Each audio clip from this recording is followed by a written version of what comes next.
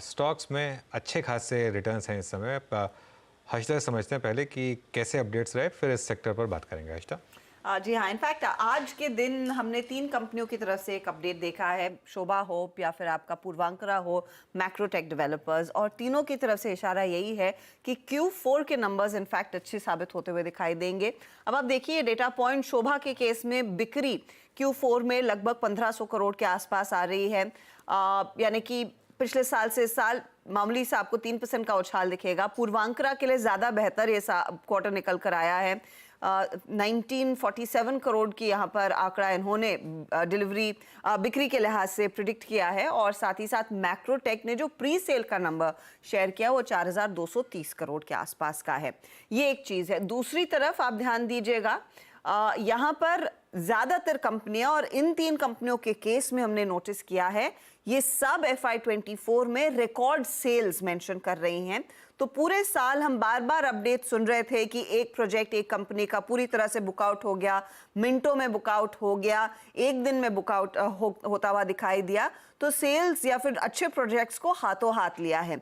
ऐसा ही एक अपडेट आप गोदरेज प्रॉपर्टीज में नीचे फ्लैश होता देख रहे हैं, और ये बस इत्तेफाक है कि इस समय एक खबर आ रही है, मुंबई की कौंदिवली का जो गोदरेज रिजर्व का प्रोजेक्ट इन्होंने लॉन्च किया है, 2690 करोड़ में बिक्री होती हुई दिखाई दे गई है। तो ये भी बुकआउट हो गया है।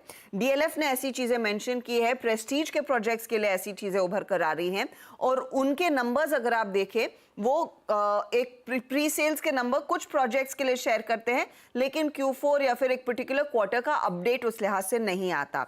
DLF के केस में हालांकि हम ये सब जानते हैं कि 9 महीनों में इन्होंने वो टारगेट अचीव कर लिया है जो पूरे साल के लिए रखा गया था, और ऑफ कोर्स ज्यादातर ब्रोकरेजेस यही कह रही हैं कि आसानी से ये कंपनी FY26 तक 20,000 करोड़ तक का रेवेन्यू कमाती हुई दिखाई देगी। साथ ही साथ 25,000 का भी फिगर आता हुआ दिखाई दिया है। तो बड़े एक्सपेक्टेशंस लार्जली इन कंपनियों से अब आगे आने वाले समय में भी रहेंगे, ये सिर्फ इसी साल तक सीमित नहीं है। आपको याद होगा इस हफ्ते के मिड में हम कीस्टोन रियल्टर्स के मैनेजमेंट से भी बात कर रहे थे। अनुज, उन्होंने कहा है कि 2 करोड़ से 7 करोड़ के घर स्पेसिफिकली मुंबई जैसे एरिया में मिनटों में बिक जाते हैं। तो इतनी डिमांड है कि जितने आप प्रोजेक्ट्स लॉन्च करें वो फटाफट खपने लगे हैं। बिल्कुल। और बिल्कुल वो सुन के थोड़ा डिप्रेशन होता है कि क्या किया हमने लाइफ में, लेकिन खैर एनीवे। अमित गुप्ता के पास चलते हैं। अमित जी, आपके पास हैं क्या कोई रियल एस्टेट स्टॉक्स?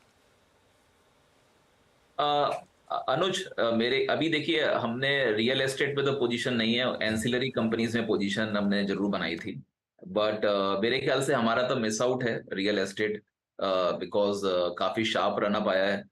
बट अगर आप देखिए तो जो नैव है उससे 60% प्रीमियम पे अभी ये स्टॉक ट्रेड करने लगे हैं, तो मेरे ख्याल से डेफिनेटली सिनेरियो बहुत अच्छा है। बट अभी भी लग्जरी सेगमेंट्स में जो सेल्स है वो मच बेटर है देन द लोअर सेगमेंट, तो वो एक डिफरेंस डेफिनेटली है। आप जितना भी प्रीमियम हाउसिंग है मेरे ख्याल से वहां पर ज्यादा किक है, वहां मार्जिन्स भी अच्छे आते हैं, इसलिए कंपनीज ने बहुत अच्छा परफॉर्म भी किया है। बट नैव से 60-70% प्रीमियम पर है। आप DLF देख लीजिए, DLF का नैव 600 रुपए के आसपास है, और स्टॉक अभी 900 रुपए और 950 रुपए की तरफ आ गया है। तो इस लिहाज से मेरे ख्याल से बहुत ज्यादा स्ट्रेस्ड होते जा रहे हैं अभी ये सेगमेंट, तो one needs to be careful मेरे ख्याल से।